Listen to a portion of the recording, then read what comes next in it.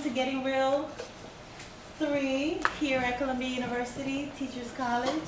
I am honored to present a wonderful speaker that is really a leader in our community, and you are in for a treat. So today, Dr. Christopher Emdin will be doing a lecture on hip-hop pedagogy, hip-hop reality pedagogy. Got it. Right, hip-hop ed, and STEM education. Dr. Emdin is an assistant professor in the Department of Mathematics, Science, and Technology at Teachers College, where he also serves as Director of Secondary School Initiatives at the Urban Science Education Center. He is the author of the book Urban Science Education for the Hip-Hop Generation, and is also a columnist for the Huffington Post, where he writes the Emdin 5 series. Dr. Emdin holds a PhD in urban education with a concentration in math, science, and technology. And he's co-authored proposals to start New York public schools in middle schools and high schools, physics and chemistry. He is one of our amazing hip-hop scholars. Please welcome Dr. Christopher Emdin. Yeah.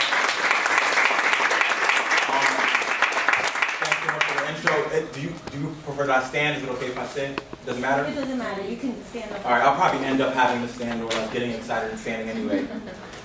Hello, Wisconsin.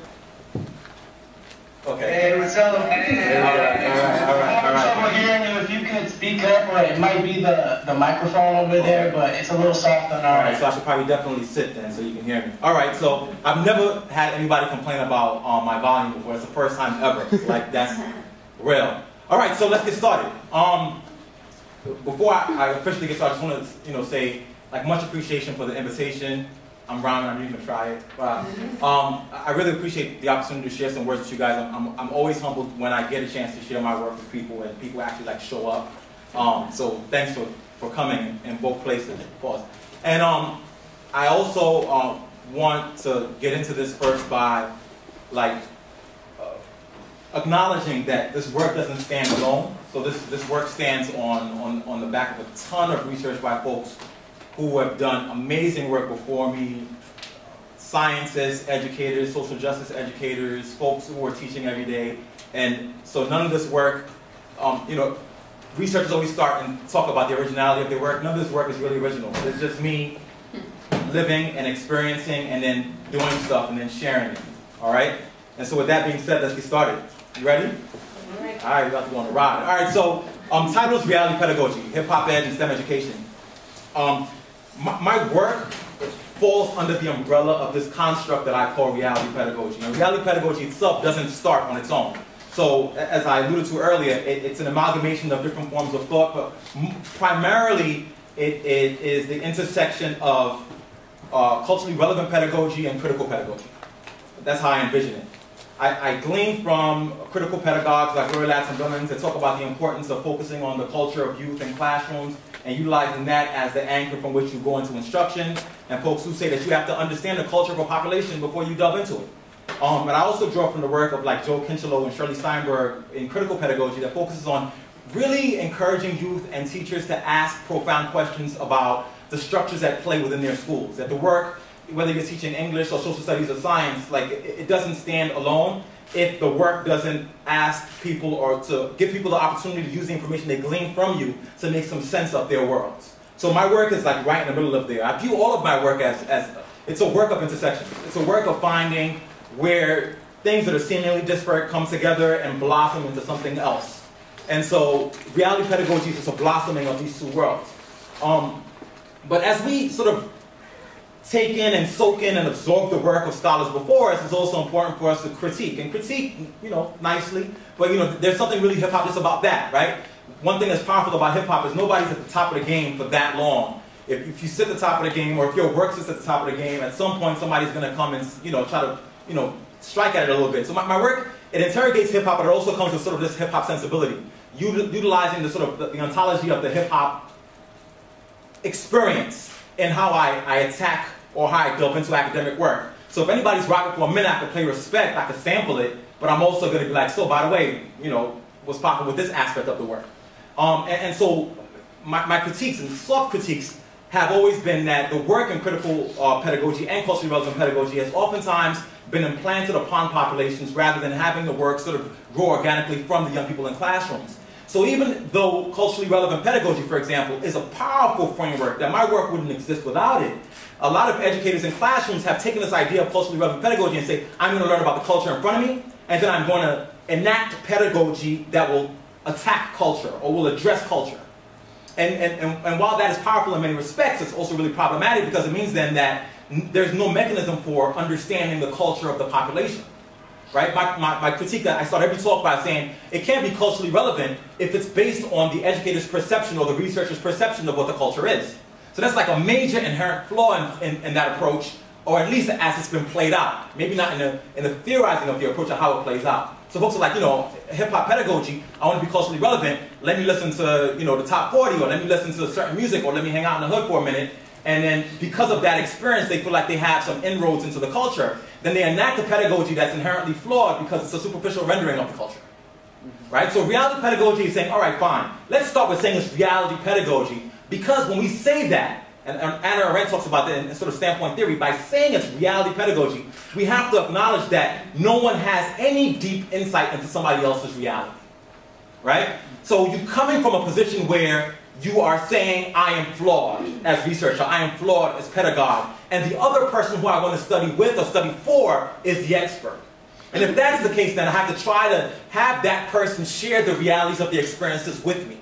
And what's beautiful about that is it allows us to not paint urban youth of color who are immersed in hip-hop with this sort of block, right? Now you're saying, well, if you're from Chicago and you're from New York, your hip-hop experience varies. In fact, if you're from New York and you're from Brooklyn, you're from the Bronx, your realities vary.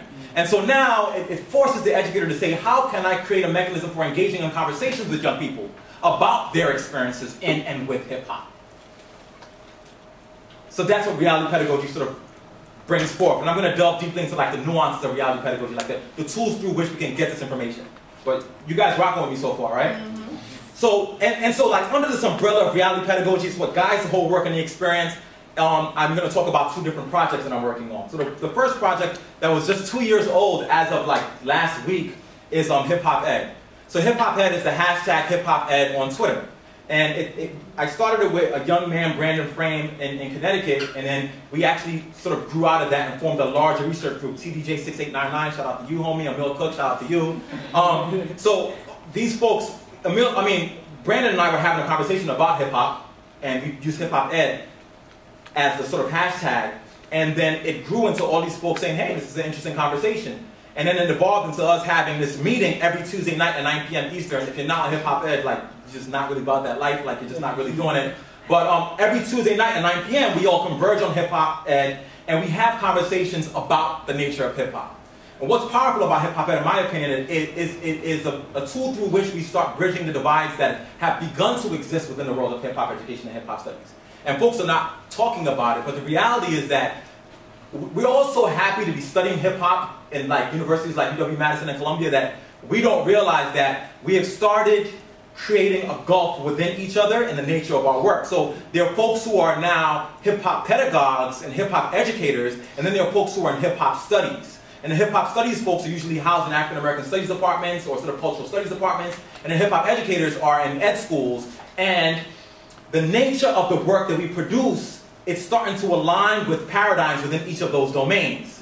And it's not yet been a huge enough gulf, but it's almost like being able to see the inception of Pangea, right? Like you just see it folding, you're like, damn, son, I hope we don't do this. And so what Hip Hop Ed does is purposefully engage in conversations that every week either delves deeply into hip-hop education and hip-hop pedagogy and hip-hop studies.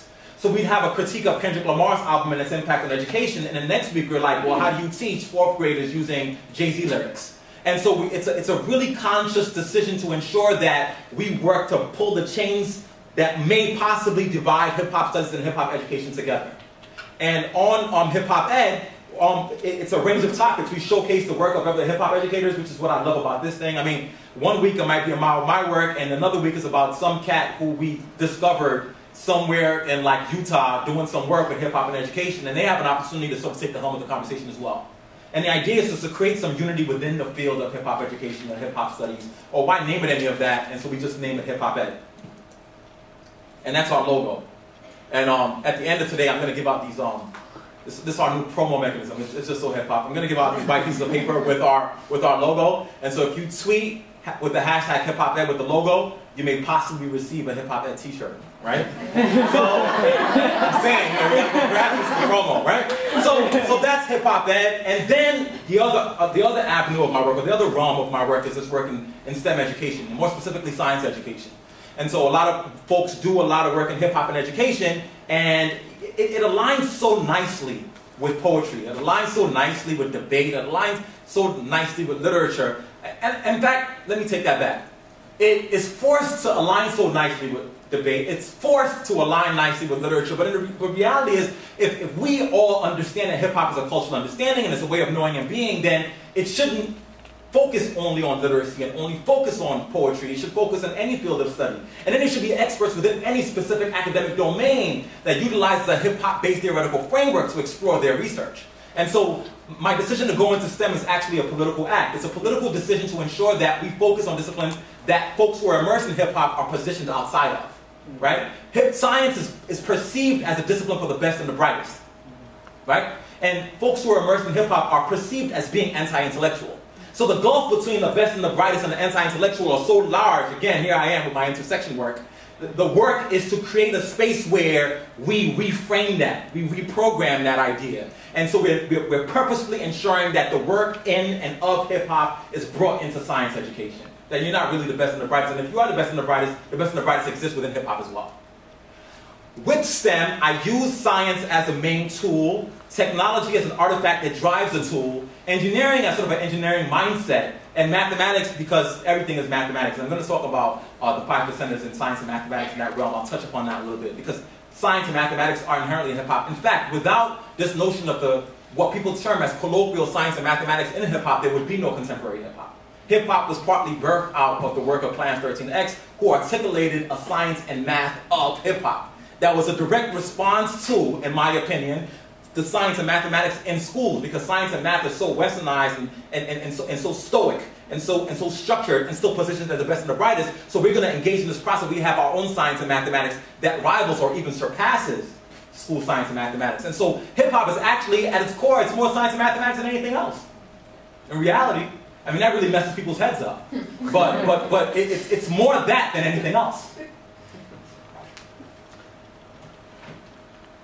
So now, like, how do I get into this? I get into this, and I sort of alluded to it a little bit earlier about, let's focus on this idea of the policies of exclusion. That the reason why we don't have, I'm sliding, my fault. The reason that why we don't have scientists and mathematicians who are from or birthed from the culture of hip-hop is because of this politics of exclusion that exists. And I have that Sputnik picture there on the side because the biggest shift in science education in the United States happened in the 1950s. I'll put also with this. It's kind of boring. Happened in the 1950s, and in the 1950s was when they had the most concerted effort to focus on science education in this country. And at the same time, let's think about the environment of the 1950s in the United States. It was a very sort of racially tenuous and tensioned time. And so the first time that we started making decisions about the best and brightest within science was the same time nationally that we were making the decisions about the best and brightest not being people of color. And so the roots of how we look at youth in classrooms and the youth of science education start with this big divide, right? And so I argue that the politics of exclusion is what leads to the fact that actually not even just youth of color immersed in hip-hop, why a large amount of the population doesn't do well in science and mathematics. This phrase, I'm not good in math, I'm not good in science, it's become sort of ingrained into the national consciousness. I mean, you can ask anyone, you know, what subject you're into. And it's like, math? Oh man, I can't do that. Science? Nah, son. It's just a general perception of anyone who's not part of the discipline that was initially conceived or perceived as, rather, the best and the brightest. All right? You still rocking with me? Mm-hmm. All right? So now, why science? I did this like a few minutes ago. I just Googled scientists. Google image of scientists, and these are all the images that came up. And so that's part of why science. Oh, sorry. You gotta have to remind me. Somebody should try to do this for me. You mind? I got you. Because it just stops my flow, man. I got you. Right? So why science? So these are images of scientists. If we look at those images of scientists, I mean, I'm not gonna spell it out. Just look at them. right? One, they're mostly caricatures when you think of scientists. One, they're mostly white. One, they're mostly old. Some have crazy hair. It's just a general perception of what science is and what science should be. And I argue that that's part of the policies of exclusion. The policies of exclusion is not an overt act. It's a subtle act, right? It's when you turn on a cartoon. What's the name of that dude in the cartoon? Dexter? Dexter's Laboratory, right? Dexter's a real cool dude. Like, I rock with Dexter, but the imagery of what Dexter is and what he represents, the white lab coat, it reaffirms existing perceptions about what is science and what it is, what science is and what it isn't, right? And so that's part of the reason why we engage in this process. And then, lastly, because I want to sort of delve into the theory piece, because, you know, this is another sidebar. We oftentimes, as academics, either perceived as theorists or practitioners, or philosophers, right? And I think that neither can be divorced from the other. So I'm going to get into the practical, like what are we doing stuff, but you got, you know, you're going to get that work first, so you got to get the theory first, all right? By the way, anybody know where you're going to get that work comes from? Loaded Lux. Google that battle. Loaded Lux versus Calico. I almost forgot dude's name, but I actually remembered him a long time ago. It was a total annihilation. Anyway, so the work is this framework, and this framework that I sort of put together is this notion of neo-indigenous cosmopolitanism. It's a mouthful, a lot of syllables, but for a reason. It's not just because. I use the term neo-indigenous because I argue that the populations that have been most suppressed in our global history are the indigenous populations. Whether we are talking about the Aborigine in Australia, where we're talking about the Maori in New Zealand, where we're talking about the Native American in the United States, there's a certain, like, we know what we did was screwed up, but we are like, at least we acknowledge that we've done something bad. Like, Australia's like, we gave a formal apology, we're great, right? So there's this global acceptance of the fact that these populations are marginalized, and I argue that when it comes to urban youth of color, particularly those immersed in hip-hop, there isn't a national consciousness that understands that we have marginalized and oppressed those populations in schooling. Like, there's not an understanding that hip-hop was actually created as a response to poor schooling.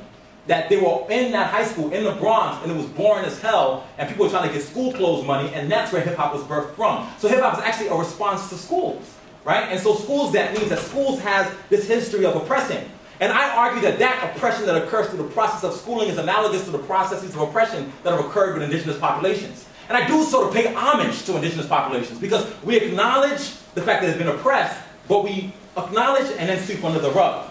And so by bringing forth a theoretical framework that acknowledges the indigenous and pulls the experiences of the indigenous with who I term the neo-indigenous, then we pay homage to them and respect them, and we understand that we've oppressed large amounts of people. And I argue that urban youth of color are the neo-indigenous. Why? Because they share the same characteristics. Particularly young people who are immersed in hip-hop, they share the same characteristics as the indigenous. Distinct linguistic practices. Yo, what up, son? Emerges from, hey, how you doing? Right? That's a distinct linguistic practice that is analogous to the linguistic practices of indigenous populations. The close ties to our places of origin. The indigenous have a spiritual connection to the land. Urban youth have a spiritual connection to their block and their hood. Right? And then this oppression at the hands of a larger other. Whether it be the criminal justice system or it be the colonizers. The same experience. So with this idea of neo-indigenousness, we're saying that oppression is oppression, marginalization is marginalization, and it must be acknowledged, and we can acknowledge how it's occurring with young people of color today by looking at the connections to the oppression that's existed before us. Then I bring forth this idea of cosmopolitanism. And cosmopolitanism is a philosophical tenet that talks about the fact that, you know, all human beings are connected to each other. Everyone should have connections to each other. I draw strongly from the work of Kwame Appiah and some sort of larger historical sort of Greek work talking about cosmopolitan relationships to each other. And I argue that we cannot be accepting of the indigenous if we don't understand that what's necessary is an indigenous or neo-indigenous cosmopolitanism. The act of cosmopolitanism and feeling responsible for each other is the work of the educator. Because then you have to realize that the educator's role is not necessarily to teach. It is to enact a role where you are acknowledging, absorbing, feeling, experiencing the indigenous experience. That you're always searching for an understanding of their reality. And you're always an outsider.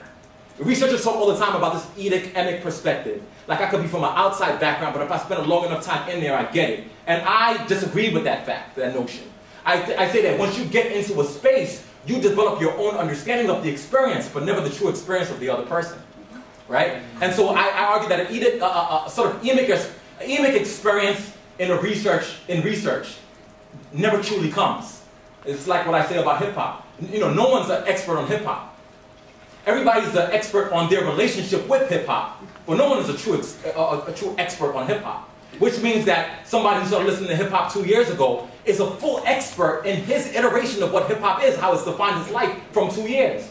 Just like an OG who was like in the spray paint and understands the work in a more nuanced way from a superficial viewing in, has a very different experience. The expertise varies. And once we respect each other's expertise, then we can come on this idea of neo-indigenous cosmopolitanism. And so that diagram you see there is looking at the nested social fields drawn from the work of Bourdieu, saying that fields have porous boundaries, and so if fields have porous boundaries, like what happens outside this room has an effect on what happens in this room, what happens globally, historically, colonization has an effect on what goes on in our urban classroom today, right? And that framework helps me to make sense of so many things. It helps me to make sense of how kids do well in classrooms, but it also helps me to make sense of the collateral damage, the collateral psychic damage on the consciousness of educators. This is particularly the case when I deal with Caribbean teachers. So most teachers who are African American in urban settings have Caribbean backgrounds. Did you guys know that? So people usually say, you know, let's focus on having more black teachers, which is great. But usually those who become black teachers are black teachers who have Caribbean roots. It's fascinating. And if those teachers have Caribbean roots and are from Jamaica, or they're from Trinidad, or they're from any of these other places, their experiences, their versions, their iterations of the black hip-hop experience is varied, right? So that's why you would have a teacher who's from Jamaica who goes into a school to teach youth who are immersed in hip-hop and is insistent on the fact that the kids, you know, shut the heck up and sit down. Because she has inherited this colonization experience. She's experienced schooling in Jamaica that is sort of so influenced by colonization that when she comes into the classroom in the United States, she gives a form of that on young people. And so the idea here is not even about color, it's about experience. It's about relationships with the culture and views and perceptions of the culture. All right? You still rocking with me? Yeah. All right. So I then start pushing for towards a hip-hop-based theoretical framework, and what that is I'm surprised that we haven't done it yet. So we're at a point here in the world of hip-hop education and hip-hop studies, whatever, where we use other theoretical frameworks to explain what happens pedagogically in classrooms, and you know, the frameworks are endless. And I argue that hip-hop has given us a straight-up, right there theoretical framework. The pillars of hip-hop, the elements of hip-hop, like that's a framework. It's nuanced, and it gives information about what every ideal teaching and learning scenario should be. So I argue that a hip-hop-based theoretical framework has 5 major tenets, but 4 actual tenets, 1 philosophical tenet, 1 of emceeing, 1 of graffiti, 1 of DJing, and 1 of breakdancing. Oh,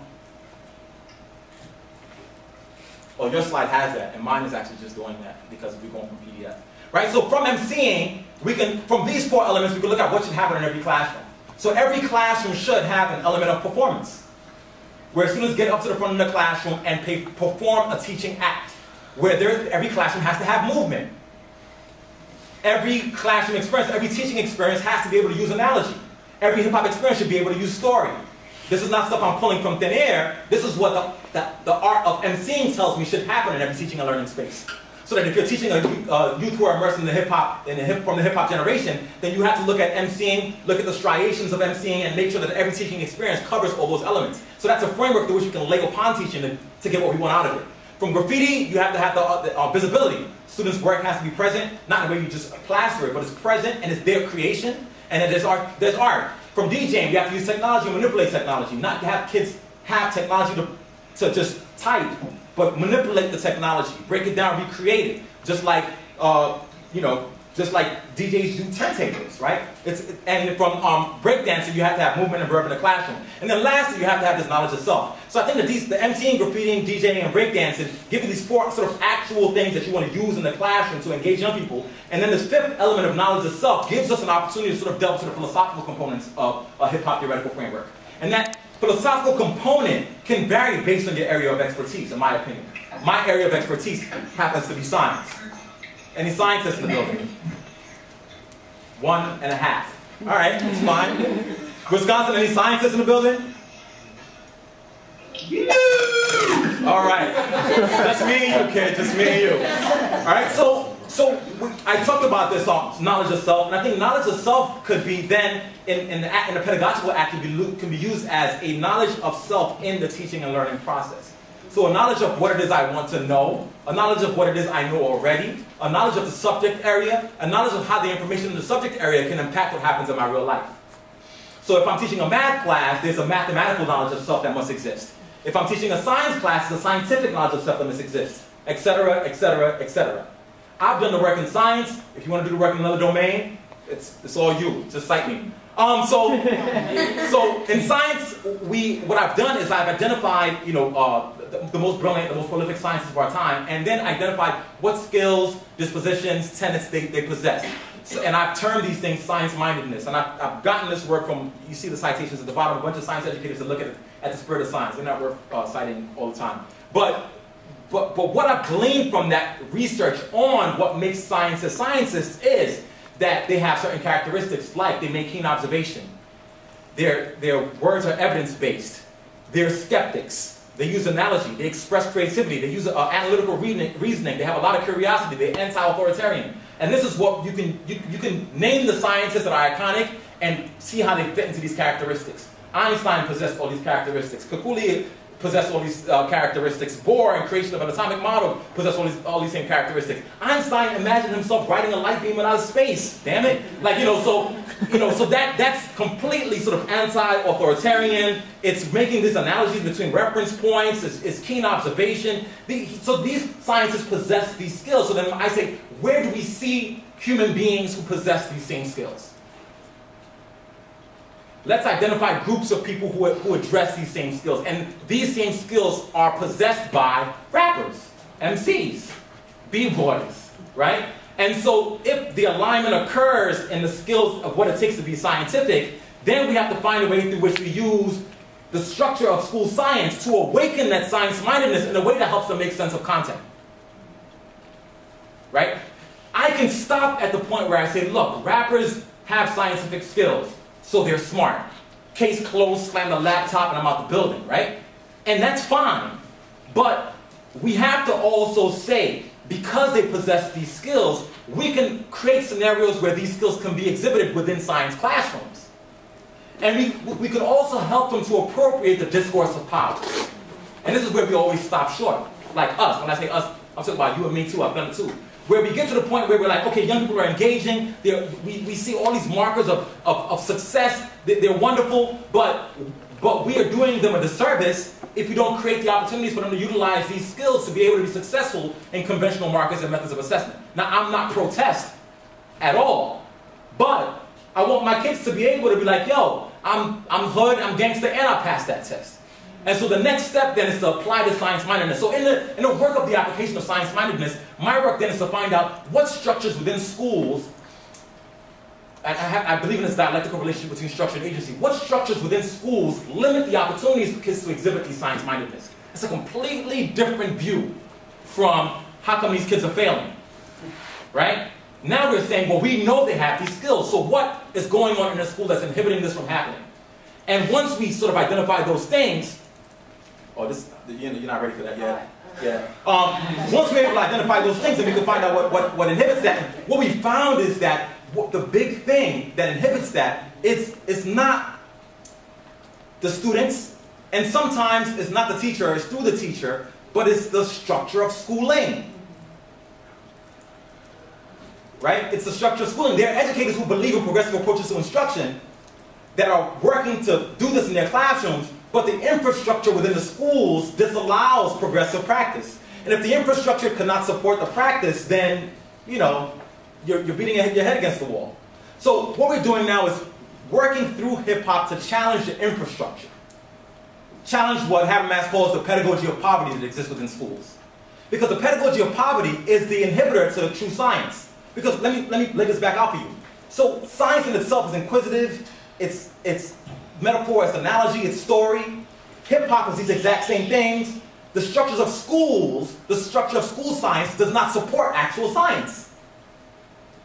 Particularly with youth who are immersed in hip-hop and urban settings.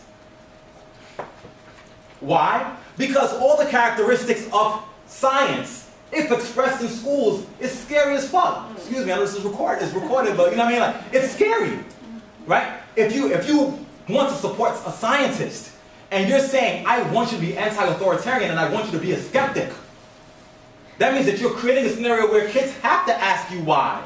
They have to say, I don't believe that. I want to see an actual example. How does that apply to my life? And that's inherently scientific. So because of that, we can get into the science of and in and with hip-hop, and then sort of paths towards solutions. And so really quickly, can anybody identify what any of those pictures means or represents? Anyone? Okay, so the first one is the 5%ers, right? The second is just a mixtape that said Dropping Science, but it was dope, so I stole it. And the third is a diagram that describes the characteristics of indigenous science. So now I'm bringing it back to science. We talk about the indigenous, then we talk about indigenous science. Now, indigenous science, it's almost oxymoronic if you ask some scientists. What do you mean indigenous science? To be indigenous and to be scientific is like what? But there's a lot of work within science education that's focusing on this idea of traditional ecological knowledge. And taking traditional ecological knowledge and viewing that as scientific. What is that? People's knowledge is about their immediate surroundings. Utilizing science-mindedness skills to make sense of their environment. And if you look at traditional ecological knowledge and its characteristics, one, a focus on culture and identity, a focus on management of systems within the community, looking at factual observations, using at past and current uses of phenomena, looking at ethics and values, this notion of science within traditional ecological knowledge is actually very aligned to the science of the 5%ers. That talks about knowledge, wisdom, understanding, freedom, justice, equality, food, clothing, shelter, love, peace, happiness, and understanding of the immediate environment. And so what we find now is that the alignment between the indigenous and the neo-indigenous comes full circle once more. And if it comes full circle once more, this is the kind of stuff that we're doing to sort of try to change the game, right? We have to challenge the infrastructure. And so, by the way, shameless plug, but it's all good. On December 12, 2012, you guys all have to be there because in the Collins Center at 6 p.m., we're launching this project called the Science Genius Battles. And the Science Genius Battles is the outgrowth of all this research. The research has to have a practical component. And the Science Genius Battles is sponsored by the iconic Jizza from the Wu-Tang Clan, who is the most humble and intelligent person I've literally ever met. And the idea is to give youth rap instrumentals, is to give youth science content topics, and then allow them to express their science-mindedness by making them create raps based on the content. Y'all with me? Now, that has a level of engagement in hip-hop, but if you're going to be really hip-hop, then we have to take it up to another level. Hip-hop is focused on the art of the cipher and the art of the battle. So therefore, within those classrooms, young people who are creating these raps will be engaged in ciphers within their classrooms, surrounding the science topics. And the ciphers are situations where you have young people gathered together in a circle, exchanging ideas and rapping. So they're going to have ciphers in their classrooms, but then we have to take it up to another level because we're drawing from hip-hop. We can't be superficial here. So hip-hop also focuses on the art of the battle. So because of the art of the battle, we're going to have those young people in those ciphers engage in competitions and preliminary battles with each other based on these science raps. They're going to be assessed on their ability to spit, because you've got to be able to rap, right? But also on the extent to which you pull in the science content. But beyond that, the extent to which you use your science-mindedness. So a kid who comes in here and says, yeah, it's DNA, and y'all know we're not here to play, would not pass muster in the school cipher or battle.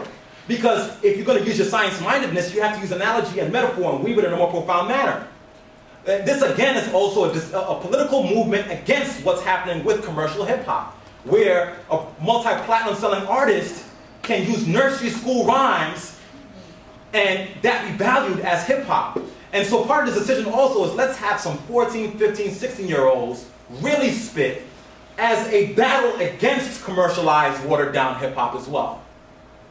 And so we're going to launch this project. The winner of the battles actually get to record their track, possibly with Jizza around, because, you know, his 16s cost money. And at the end of it all, have their work posted on rapgenius.com. So it's also out there for the world to see, so the world can sort of annotate their lyrics and make some sense of the science. So the idea here is to take science out of the way it's been positioned and played out in school science and allow it to call forth these larger traditions. That's theoretically rich and is authentic. right? Because the one thing we also want to do is make sure it's authentic. If you just tell kids, write science raps, that's whack, that's corny, right? And so you have to be able to be nuanced about your understanding of hip-hop culture, or at least your appreciation of it. In this process, we also go into a process where we teach the educators to, it's like those memes, like calm down and watch the students. Like, so they have to sort of take a back seat to allowing the students to engage in the processes, right? And they might share their science expertise, but the kids share their hip-hop expertise. So there's a sort of this mutualism going on here. And then finally, because I want to make some time for questions, I read this study the other day about the brains of freestyle rappers.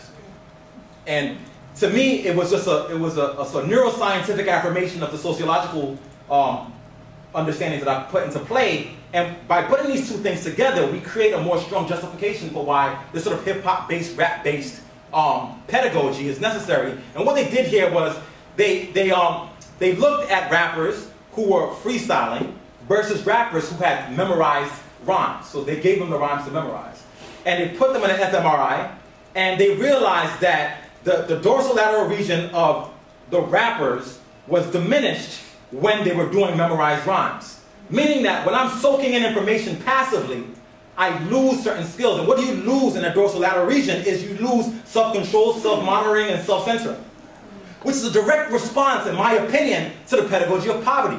Because if the pedagogy of poverty means sit down, be quiet, and soak in the science information, and the kids do not respond to that pedagogical practice, it's because it's forcing them to put down a part of their brain that is directly responsible for their self-control and impulse. So when a kid in the classroom tells you to shut the fuck up, they're saying that in response to the nature of the pedagogy that's completely distorting that part of their dorsolateral region because of the hyper-rigidity of the classroom experience. Wow.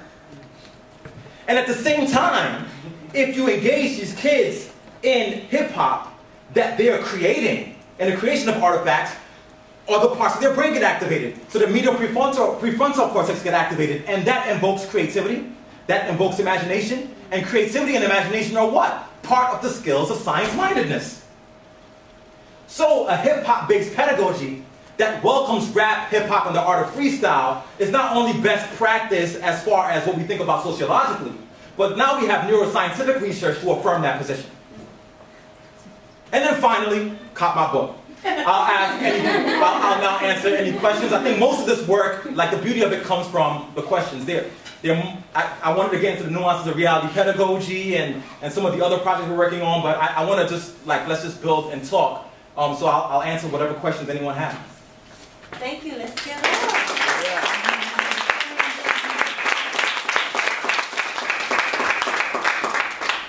So we usually begin with Wisconsin, but for those who are new, because I failed to tell you what this is all about, the Getting Real series is a collaboration between the University of Wisconsin, Teachers College, and NYU. This is a groundbreaking series where we're really just trying to see if we can connect students from different campuses so that you can have access to amazing scholars like Dr. Emdin and other practitioners in the field so that you can ask questions and build the community. So what usually happens now is we go into Q&A and we go and throw to Wisconsin with the first question. Are you ready? If they're not ready, then we just bounce back to Teachers College. Are we ready, Wisconsin? Can you hear us? Yeah, we can hear you. Go ahead and go first. We'll be ready in a second. So this is a pilot program, right? So we're just working this technology out so that by next fall we'll have it together. So do we have any questions here? Yes. I'm thinking about from the teaching perspective, as far as assessment is concerned in the classroom, with cultivating their realities and not putting your perception of their reality onto them through the assessment of their work in the classroom. I'm wondering how effective assessment of that would look to cultivate their realities and not really hinder them, as you were just talking about. So it's a brilliant question. So I talked today about philosophical work of reality pedagogy, but the more tangible, practical work involves this process of the 5 C's. Lauren has heard ad nauseum about the 5 C's. And so the 5 C's are, first of all, ciphers, or cogenerative dialogues. Second is co-teaching. The third is cosmopolitanism. The fourth is context focus, and the fifth is content focus. For the assessment, or the sort of the tool through which you sort of harness true understandings of their realities, the cipher looks like the hip hop cipher. In edu-speak, I call it the cogenerative dialogue, you know, because professors like words in multiple syllables. But essentially, you invite students from the classroom to engage in a dialogue with the teacher about the structures of the classroom. It's simply that, it's that simple. And what the teacher does is they engage students who represent different demographics in the classroom. So for example, you're getting 100 on every test, so I'm calling on you. You're getting a 20 on every test, so I'm identifying you. You're hyper engaged, so I'm identifying you. You're not engaged at all, so I'm identifying you. Then we engage in a conversation outside of the classroom space about your experiences in the classroom. And the goal is to co-generate a plan of action for improving the next class. And so with that type of structure, by picking kids who represent different demographics, you're getting different types of insight. By forcing them to co-generate a single plan of action, you're forcing them to sort of develop this cosmopolitan ideal. And by structuring it like the hip-hop cipher, you're calling forth what I call a sort of a hip-hop cognitive anchor. So if I call it a cipher, it's not like, hey guys, let's chat about the class. Like, it's a cipher. So they all know instinctively. We all stand up, we stand in a circle, we're equidistant from each other, which is like global rule 1 for the hip-hop cipher. We can go anywhere across the globe. I've seen it in Johannesburg, and I've seen it in Utah, where you're like, cipher, and MCs organically know what to do. And so when you name it a cipher, you sort of call forth something that's in their culture already, so the structure of the conversation already exists, and then you use that tool to be able to cultivate understandings of their realities. And then you implement that in the classroom. And it's more nuanced, you do it 3 times, and blah, blah, blah, and we could talk if you want to know about the details. All right, we're going to come back. Is it a follow-up question? Okay. Is Wisconsin ready? Yep, we are. Okay, perfect. Hello, Dr. Emdin. Thank you for your time. Am I too loud? No, you're fine. Hi. Okay. My name is Angela Byers-Winston, and I am passionate about broadening participation for underrepresented groups in STEM.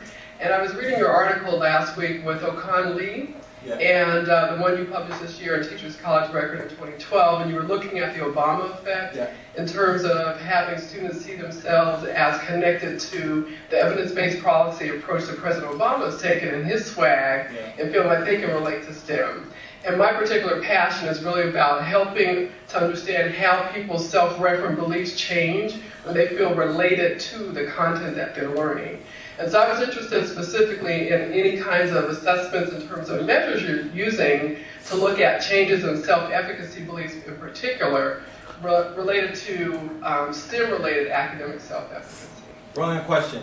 So the piece she's talking about, it came out in TCR, and it's called Hip Hop, the Obama Effect in Urban Science Education. I'll start with the last part and then sort of come back. So the chief assessment tool I've been using right now are classroom learning environment surveys. They were developed by Barry Fraser. And what they do is they do a good measure of how students see their role in the classroom over time, their experiences with the content over time, and their perceptions about the structure of the classroom. And that gives us insight into their structures of themselves. So in the case of the Obama Effect study, what we literally did was we got a bunch of video clips of President Obama talking about science and science work and a selection of science advisors and played them for young people. We actually played it in the auditorium on a grand scale. And then we started tracking their view of self. So in essence, we wanted to steal that potential that he had and to cultivate that and steer it towards science. And it worked tremendously. So for the classroom learning environment surveys, kids saw themselves more as scientists, saw themselves as being able to do science, saw themselves as being able to have science jobs in the future. So we use sort of conventional pre-post test measures of their success with a discipline, and the CLES surveys to measure the larger environment and self work. And they seem to be really pretty accurate measures so far. We're actually in phase 2 of that now, since he won another election. So we're like, all right, let's just keep going until keep going. It doesn't work anymore. I shudder to think of what a Rami effect paper would have looked like. Another study. All right. Oh, so speak up, please. Two-part question for you, Dr. Emdin. The first part is, I found your characterization of hip-hop education and hip-hop studies to be fascinating in this intersection between culturally relevant pedagogy and critical pedagogy. So I guess the first part of the question is, to what extent do you feel like that has been sort of located in hip-hop scholarship? Mm-hmm. What does that look now as opposed to what it looked like circa 1995, mm-hmm. since you had the drop in science, mm-hmm. and I immediately thought of William Perkins, of course, editing anthology. And my second question to you is, do you think that because hip-hop studies and hip-hop education are housed in the spaces it's in, that there's an inherent politics of respectability that reaffirms and reinscribes this discourse of a politics of exclusion that does one of two things? Either A, we sort of want to uphold figures like Lupe Fiasco and Kendrick Lamar and sort of dismiss people like Joe Budden. And B, and I've heard various hip-hop scholars say this, right? That I know this hip-hop shit, and so nobody can fuck with me on this. Right? So what are your thoughts on this? I think you answered the question. So like the latter response answered the initial question. I think, and this has always been my take, I think the nature of academia forces us it forces silos. And it creates hierarchies. And academia also academia to me is the seedbed of the replication of oppression, particularly for scholars of color. I'll elaborate. So let's say you have a person who's gone through processes of schooling, this grueling process of getting a PhD. What happens to that scholar oftentimes is that the blood, sweat, and tears of the experience allows them to position themselves as hyper-intellectual. And whatever oppression they received in the process towards attaining a degree is almost like this power that's held. And the first thing anybody wants to do when they have power for the first time in their lives is what? Find somebody else to feel the brunt of their thing. I mean, Fanon talks about this brilliantly. This notion of replication of oppression. In his iteration, he talks about the colonized, and once the colonizer leaves the space, how the colonized who has power inflicts these damages on other folks who are like them. And I think you can look at academia in many respects as it's gonna get me in trouble, boy. But in many respects, you can look at academia as a certain space where the work of the black intelligentsia, if you want to call them that, or scholars of color, is oftentimes colonized, right? It's oftentimes taken and recrafted and reshaped and made to fit within the forms of the institution. And so because of that forces a bifurcation. It forces you want to be an expert within a distinct field. Despite the fact that other folks are out there doing work, the nature of the institution, the infrastructure, supports the creation of silos. And so that's the new crop of hip-hop educators, and I hate to say new crop, old crop, but the more recent crop of hip-hop educators, I would argue, are looking for an opportunity to say, listen, don't forget us. I'm new in the game, completely. I come in here just have, folks that I've talked to in the last year or so, I'm like, oh my gosh, I read your work, oh my God, your icon. Bakari Kitawana sent me a text message the other day, and I almost passed out. I was like, oh shit, I lost it. And so, because that kind of relationship exists, for us, it's attention. It's like, are they really reaching out to us? And so right now, I think there's a crop of scholars that are like, we're here, we're doing this work, and we don't want to follow the form of academia. We know you had to. And we're saying, if you hold on to us, we can together reshape how this looks. And I think that's where we are now. Well, along those lines, I have a question regarding, the students who take our hip-hop classes, right? We know that not every student likes hip-hop. So you're doing this battle, which is I'm a fan, but there's that student that is like feeling left out, that doesn't have the skills to battle, that doesn't want to battle. What do you do with those students? It's a brilliant question. So I wish you had the slides back up, but this is why I termed the work reality pedagogy. And I think now I have to talk about the practical component of reality pedagogy. So reality pedagogy it's birthed from hip-hop. It's created from hip-hop. The inspiration for it is hip-hop. I come to teaching with this hip-hop self that I cannot remove from who I am. But it's a tool that's birthed from hip-hop that's applicable for schooling. It's just good teaching. So let's walk through reality pedagogy. Let's say you're not hip-hop. Let's say none of you like hip-hop, you think it's awful, and I'm your teacher and I want to teach you. I can say, okay, I'm going to utilize reality pedagogy. What are the tenets of reality pedagogy? First, the notion of the cipher. There's nothing more hip-hop than the cipher. But the cipher essentially is bringing young people who are in the classroom to sit in a space to give you their insight on the structures of the classroom so the teacher can develop tools to teach them better. It's birthed from hip-hop, but you don't need hip-hop to engage in a cipher or co-generative dialogue. The second C of co-teaching. How did I come up with co-teaching? By going to concerts and saying, yo, no rappers are on stage dolo. Right? That there's something about, Jay-Z does not have to do click. You understand what I'm saying? Like, but he needs a click, right? And so there's this notion in hip-hop of the need for a crew and the different roles of folks within the crew. So co-teaching is like after watching rappers for a very long time, I'm like, yo, in classrooms, kids have to have this co-teaching component. So it's birthed from hip-hop. But if you want to enact co-teaching, you don't got to be hip-hop. The beautiful thing of cosmopolitanism is the same. The beauty thing is the structure itself is just good teaching.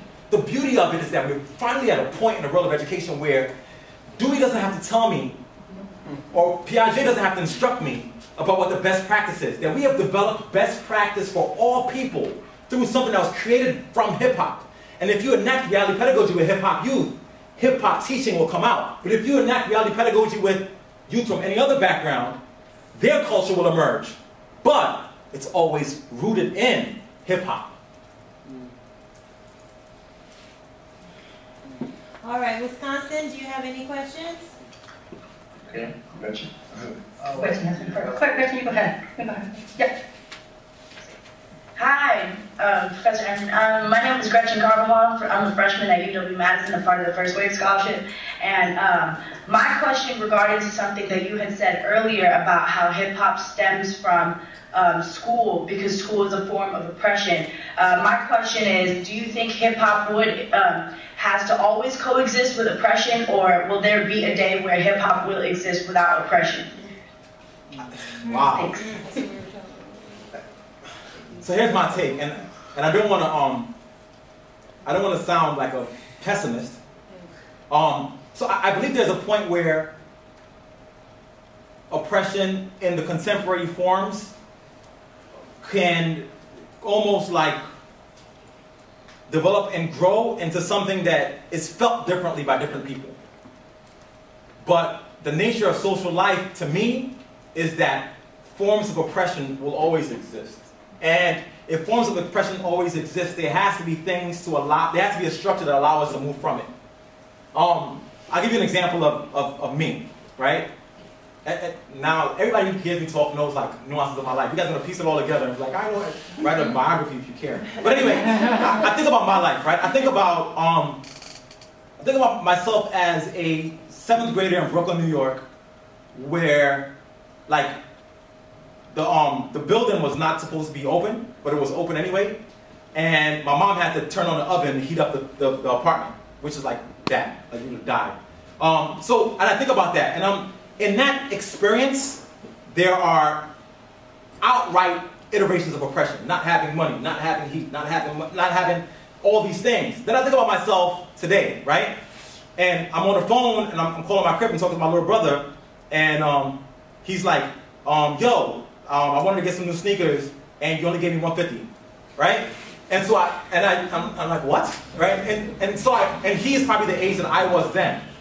Now, for him, we're taking it from out of the society, just out of in the everyday. His experiences are very different from mine, but he still is a little black kid who got picked up by cops for playing football with his friends, right? So I think the way oppression gets felt is different, but unfortunately, it's a I get to sound like a vulgar Marxist, and people, you know, like it happens. But I think the nature of a capitalist society is the nature of the capitalist society is that one person has not. The forms of have and have not vary over time, and as long as that is the social structure that we ascribe to, then there's going to be a need for something to respond to that, and that's hip hop. But there'll always be hip hop because there's always going to be somebody doing something when everybody cares about money. Thank you so much. All right. New York, represent. Any questions? All right. No, I'm actually, I just want to say it was amazing to listen to you speak. Thank you so much. I'm actually wondering, off the oppression speech, how does that play into the fact that a majority of hip-hop sales are from upper middle class, white America, and clearly the oppression might not be there, but yet they might have the same love for hip-hop due to the fact that it's still those foundations that they listen to. So fascinating, fascinating question. And I've mulled this over 1,000,001 times. And the two things. So I think, again, that's an affirmation of the fact that oppression has many forms. There's nothing more, when you're a teenager, anywhere, you think everybody in the world is against you. And I think that anything that can provide you a voice, and that's what hip-hop does, people grab onto. I think the issue with sales of hip-hop, though, is so much more nuanced. I think the reason why hip-hop sales are so high within certain middle-class, socioeconomically advantaged communities is less of a function of their love for hip-hop, but more of a function of the need for hip-hop to affirm certain fantasies about what blackness and urbanness is. So, because if you look at what sells, right? Like what's selling in those communities, people love the beats or whatever else, but they love, like I was watching a video the other day about this kid named Trinidad James. Anybody heard of Trinidad James? So, just Google it, just because, right? And he's an interesting cat. So I Googled him, and I was in Atlanta a year and a half ago, and my people were like, "Yo, this kid's about to blow," and I was like, "You wildin'? No way!" Just everything about him, I was like, impossible. And then yesterday, I was in the whip, and I put on Hot 97, and this song plays. I'm like, it's Trinidad friggin' James, man. So let me play out Trinidad James really quickly.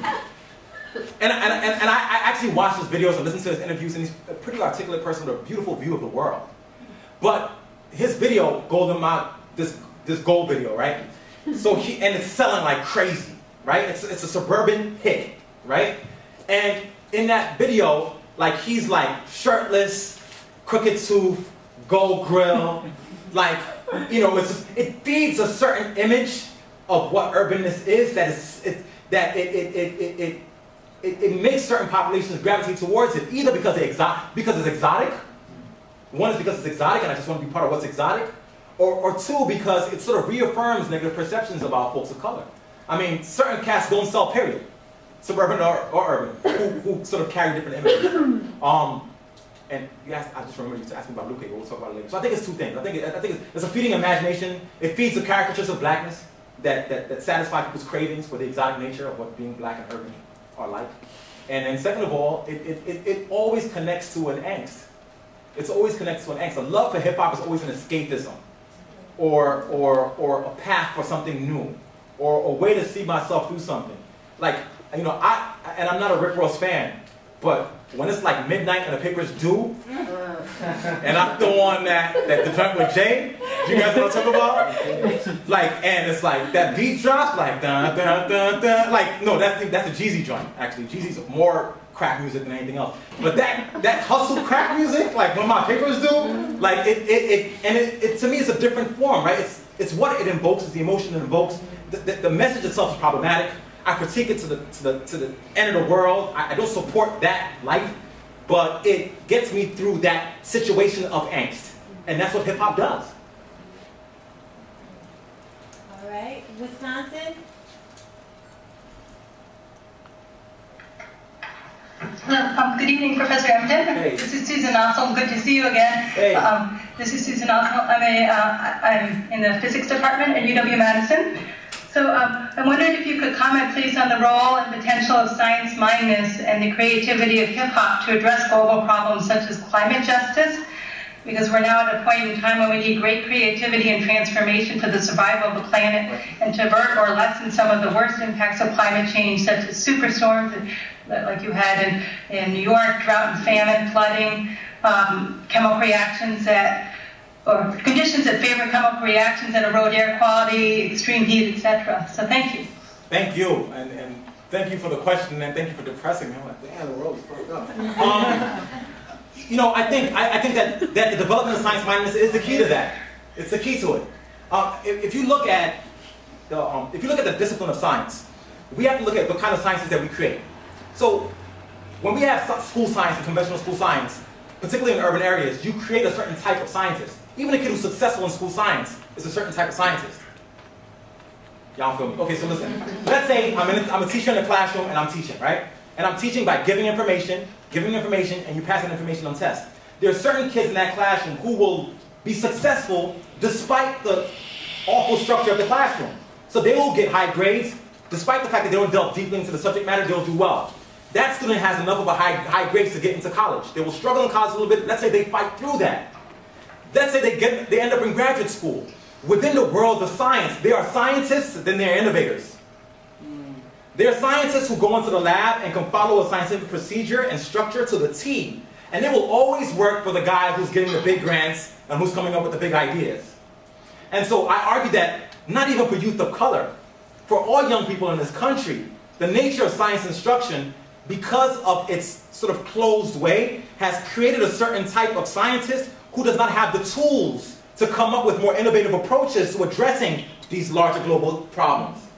And so because of that, I argue for science-mindedness, because then it opens up the doors for kids who have different ways of knowing and being to be able to address these issues. It's like this project that's going on out in Cali right now about the protein folding. You guys heard about that?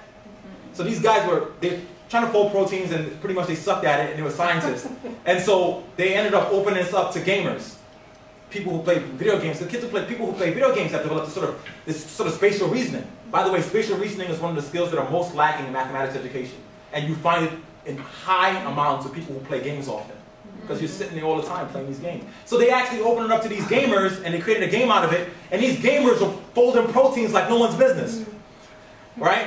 And simply, the basic tenet of that success, if you ask me, is that the expansion of what it means to be scientific, expansion of what it means to be science-minded, opening up folks who may not have the canonical understanding to the discipline, creates opportunities for new possibilities. And I think science-mindedness is the root, it's the key to developing the kind of sciences that can solve the kind of problems that you talked about.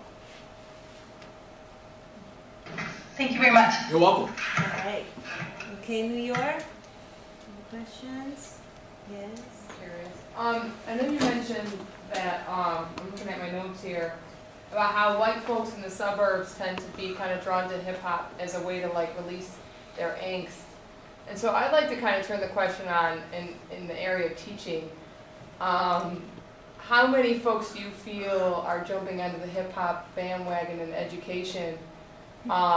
Teachers specifically, because I've seen it, in order to relieve their own angst in teaching and working with urban students. And have you come across this, and how have you combated this? Like, oh, this is so hot, I can do this in a classroom, but then, you know, the same thing that you were just talking about before is now happening. And that's a great question. And so I deal with this all the time, and I try my best. See, in my head, like, I'll see folks do stuff and call it hip-hop pedagogy, and I'm like, you're just really not about that. Like I can just feel it, I sense it. I can't measure it. I just can tell. But I can't completely dismiss it, because that's their experience with hip-hop. What I can have an issue with is when it becomes a commodification, it becomes a sales tool, a sales mechanism. You're trying to sell all this curriculum, and I still feel like that's what I critique. But if a teacher's in the classroom and it's like, oh my gosh, hip-hop stuff's hot, I'm going to try it. I'm like, okay, yeah, try it. By the way, right? You know, my role is to say it's deeper than that and to give you information. So when I encounter that with teachers, my response is never like, I'm going to battle you, son. My response is always, what can I do to help you to develop this understanding in a more deep fashion? Let me push and probe. When I encounter it in a way where it's a commercialization of hip hop, and you feel it, if you hip hop, you know it. There's something about hip hop. Like Jay had this line, I put my hand in your chest, and I put my hand on my chest, it means that I feel you, real, recognize real, and you're looking familiar. Like that line, like I see you, and I'm like, I can't do this, right?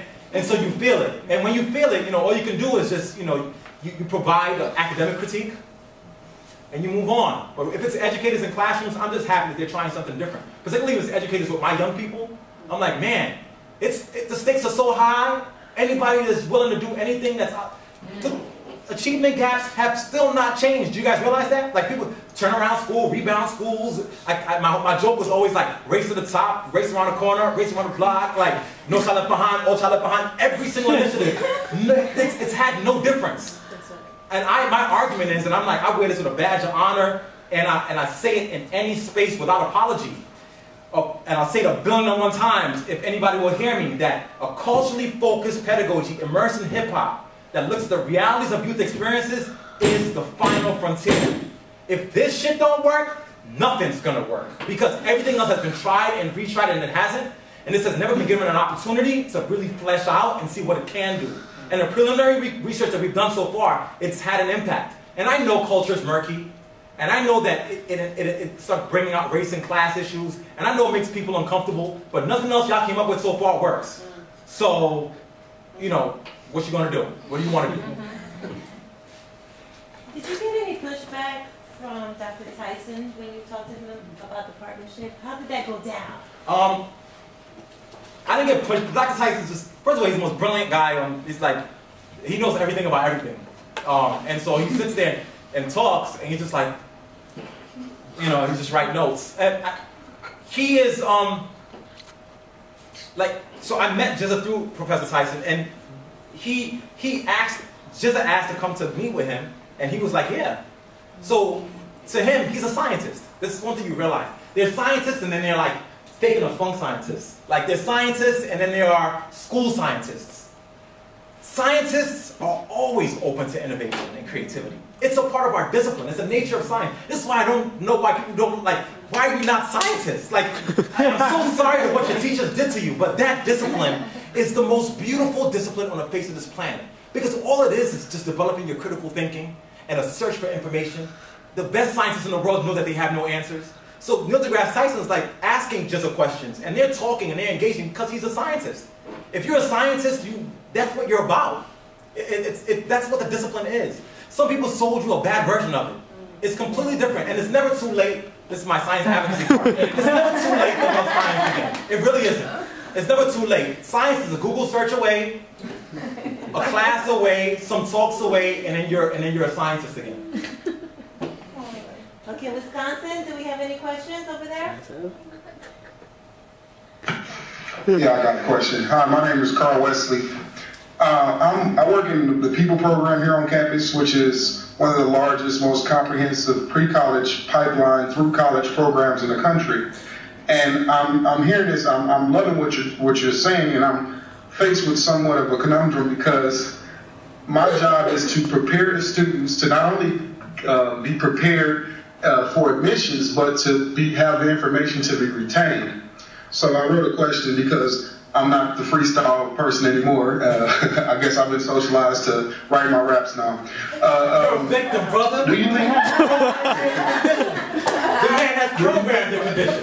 Even your conditioning has been conditioned. I'm sorry. It's a Black Star scale. I'm sorry. Do you think the recreation of organized K-12 instruction in this fashion would be potentially harmful for students once they have to negotiate the current traditional teaching styles of higher education? That's a brilliant question, and the answer is no. And I'll tell you why. Because my goal, and I kind of alluded to this a little bit earlier, is to find the points of connection to how to provide entry points for kids into academia. But the entry points for me is not the final point, the final space. So once the kids are engaged and they understand that they can do the work, then it's okay to do the work. So it's, for me, the continuum doesn't end with getting them to engage. It's getting them to engage and then opening them up to the academic possibilities. And this is not a part of this talk, but it's another talk that I give. It's always on, you know, for me, the lost art of learning how to navigate different social spaces, right? Sociologists used to call it code switching, you know, whatever you want to call it, but I think it's a necessary skill. What happens oftentimes is that people believe that they go through schooling, and then as you go through schooling, you learn how to how to act appropriately. That's the model that we follow. And the model I follow is that we validate who you are and what you come with, and then we show you how to navigate different spaces. And even within the classroom, we actually play games with it, right? We'll say, all right, I literally say, for the next 10 minutes, we're going to speak properly. We're going to use an English accent even, right? And we are like hyper-structured. And then we go in through the regular process as well. I think kids have to be able to be taught how to navigate both spaces. Because if they go through the other way, this is what happens. You go through school, and this happens all the time. It happens all the time right up the street in a certain set of charter schools that should remain nameless, but unless you push me. But in those spaces, kids are taught to go into that academic space, and each year they go up, they learn to divorce themselves from who they are. The model of learning to be successful in traditional schools, they grow up so that every year you're like, okay, don't speak that way, speak appropriately, sit well, dress like this, look like this. And so by the time they hit the 12th grade and they're out, They're shells of their former selves. They can possibly be savvy enough to enter into an academic space, but you never fit. For youth of color who are immersed in hip-hop, who are from meager socioeconomic backgrounds, if you learn how to appropriate the ways of knowing and being and talk of somebody who's socioeconomically advantaged, that you're still never going to be a part of the club because you ain't got that paper and the networks. So you have these young people of color who are trained to forget who they are, get into these institutions. They can never fit into the institution because they don't have the social networks to fit into those norms, and they can never go back to the hood because you spent 12 years of their life divorcing who they are from, and so they end up there being drones. And there are populations of drones that exist all across this country who can't fit in any single space, and those folks, they can't fit in. They're lost. Then that's the folks who ask, you know, yeah, why you can't go back to the hood? Oh no, I'm not going back there. And then you ask, like, so what are you doing this weekend? And they're mad because they can't get into the country club, so they're lost, right? And so the work has to always be teaching youth how to navigate these different spaces, embracing who they are, and telling them to know that. And I wrote this piece for the captain, and like I mean it with all my heart. Like, different is not deficient, right? That you are different, but you're not deficient. And you're better equipped if you understand different ways of knowing and being. When I engage with the president of this college, I do not at all engage the same way I'm engaging with you. Because we're just chilling and we're talking. And it's definitely not the same way I engage when I'm on my block, because I'll be put out of my block. And I think all young people have to learn how to do that. All right. I think we have time for a couple of more questions. New York? No questions? All right, back here.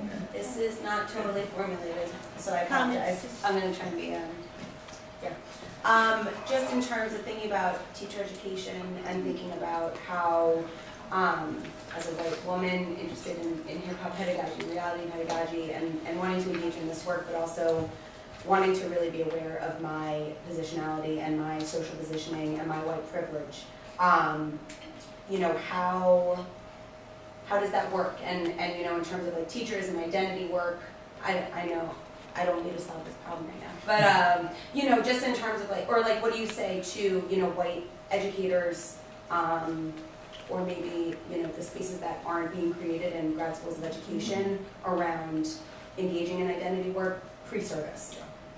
I think the key, that's, again, you guys, like I keep saying, brilliant question, because they're all really brilliant questions. I think for me the key is so simple, but so complex, and is the hip-hop adage, like, just keep it, you know, you could say keep it real, keep it 100, whatever you want to call it.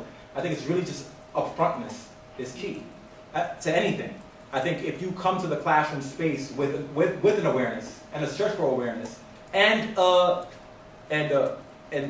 you know, not a pity mentality, but I have a skill set that's different than yours. I want to learn about you and you learn. It's really that simple. It's almost like a Barney song. It's really that simple. It's really like, you know, this is who I am, and I've done the unpacking of who I am. And the intellectual work of figuring out who I am is always in process. That's I think the big piece is upfrontness and realizing that it's always it's always in situ. And I think, you know, that's the key to it. Why I love this notion of the cipher within reality pedagogy, other than the fact that it's my joint, is because when you engage in those dialogues with young people, it opens up the space for the educator to be upfront about their experiences. Because it's like just you and 4 kids. And they're saying, this is what I feel about the classroom and what I think. And you're doing the exact same thing.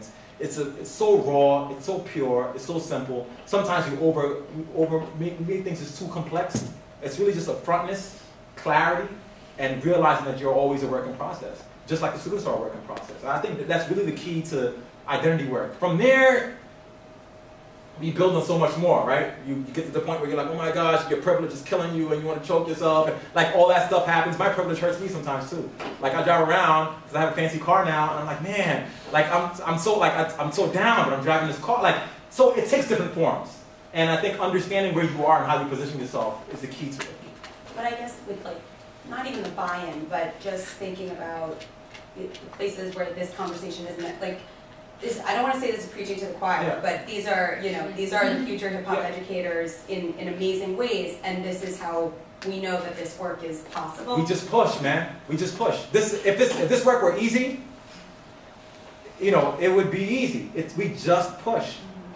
like, I'll be completely honest. I had a conversation the other day, you know, with someone who said, you know, Chris, I really like this reality pedagogy idea.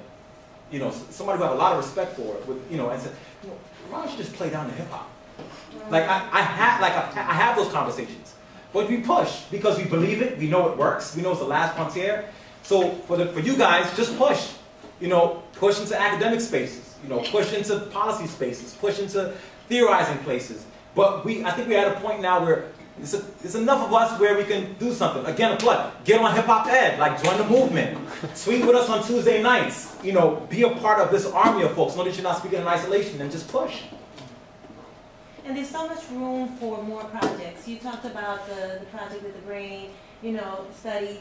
I think we haven't even tapped into that neuroscience, you know, like we need more people to do research. And that's why I started the Hip Hop Education Center at NYU, because I wanted to encourage more research. We need more of the evidence-based, you know, knowledge so that we can go into these spaces and change things up. Absolutely. All right, Wisconsin.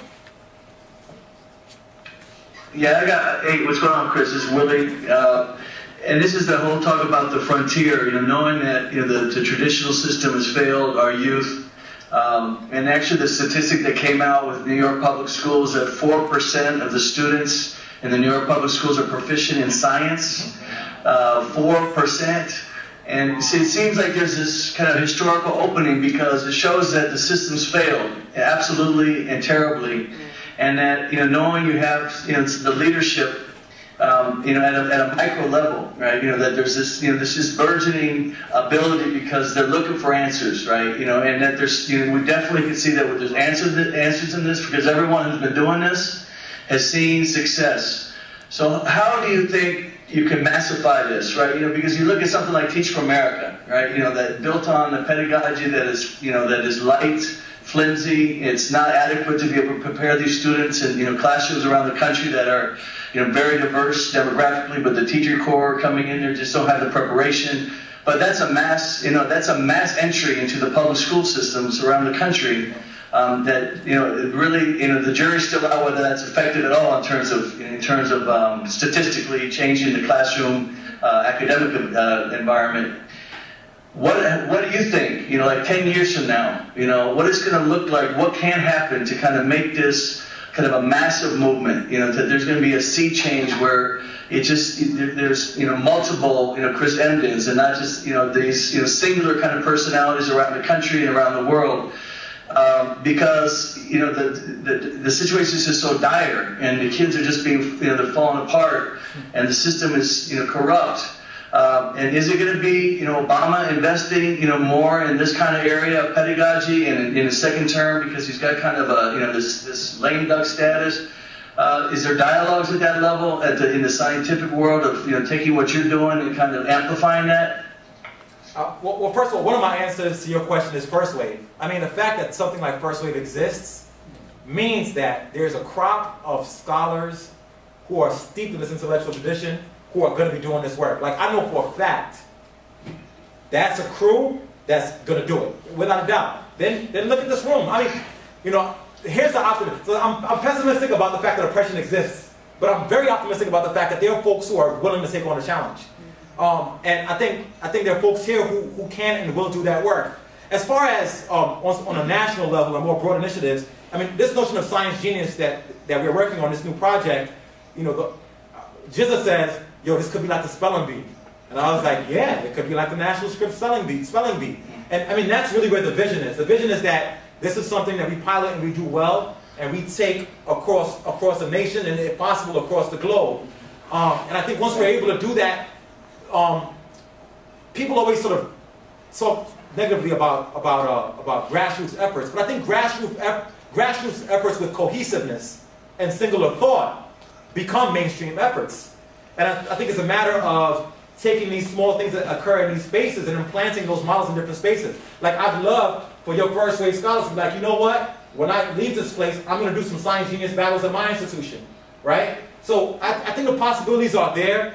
In regards to the president and his decision making, I have a very interesting take on the politics of education. I don't think it's the president per se. I think the president is informed by misinformed people. I really believe that. I think that one of the most painful things in any arena, education, life, whatever, is misinformation and good intentions. Like when those two things come together, it's a recipe for disaster. So I think a lot of those folks actually think that they're like, no child will be ever left behind. You know? Like they really have good intentions. And when you have good intentions with misinformation, it's very tough for you to open up the possibilities to look at the fact that something else may exist. And so what we have to be able to do is to be really more vocal. I always tell folks, I never roll to a speech solo. Like my crew is always with me. Like you guys out there are always rocking with me. And the folks here are. And if we have a critical mass of folks who believe in this work and keep pushing, we will change the game. It's inevitable. It's definitely happening. Thank you. I mean, right now, we have over 300 scholars and practitioners in the United States alone that we know are doing the work in academia and in high schools. We have an entire high school, Hip Hop High, right? This high school for recording arts in Minnesota. So we're getting there. But the evidence, I cannot stress that enough. We need evidence. We need, you know, to create a process, a template, and you're doing it, and so many other people are doing it. One final question, New York? Well, two. We'll do that too. We'll back here. Yes. All right. So I know that was all. You had some nice closing things there, and I hate to branch this out somewhere else, but you know what's on my mind. Yes. So a lot of I guess the work around critical pedagogy and cultural relevant pedagogy is based on urban students of color in urban areas, and I teach hip hop in the suburbs. And I actually tried searching last weekend for critical pedagogy in the suburbs, and all I found was one article in Australia. You can't hear you. Oh, critical pedagogy and culturally relevant pedagogy and hip hop pedagogy in the suburbs is the topic here. And I'm wondering, is that because there isn't a need for that? Because I would argue that there are working class students and students of color in the suburbs. They exist, and I feel like they need us too, and they need this work too. And I'm wondering, like, are they being ignored? Am I just not tapping into wherever those resources are?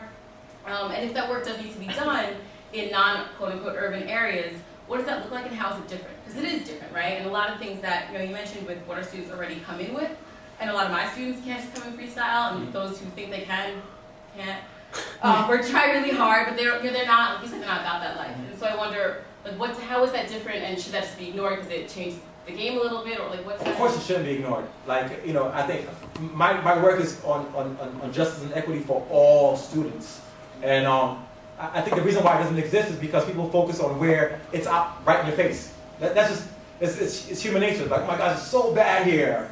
Let's focus here. But I think the different forms of oppression in different spaces. And that's why scholars like you exist. Just the conversation we had about expanding the nature of the work. The fact that no one's doing that work means, get going, Lauren. That's what it means. So I think you can definitely do that work. And I think what it looks like, of course, will always vary. And that's the beauty of it. Again, this is why I advocate for reality pedagogy. Because reality pedagogy will allow you to, I actually did some comparative work recently with my kids in the Bronx, some kids in Dresden, Germany, using reality pedagogy as a framework. And we found a lot of similar themes. But there were also different iterations of their experiences. But that reality pedagogy became a tool. Co-gens, co-teaching, cosmopolitanism, making the kids feel responsible for what's going on in the classroom, a hyper-focus on using their context to unpack their teaching, and then having the teacher understand their content expertise. And that tool, implantable anywhere, and then what comes out of the research will vary. So I do it in New York City, I get different ideas about youth realities and make that transform the teaching in that space. I do it in suburbia, same tool, different things bubble up, or the same things bubble up. So I think it's a nice enough template that allows you to understand the different unique experiences of the young people. So we got cut off, Wisconsin. They skated? Yeah, 9 p.m. They died? That's it. All right. So I just want to thank you all for coming, and please, you're welcome to stay for a few minutes. Yeah. Y'all need to take my hip hop then. Yeah. Take them.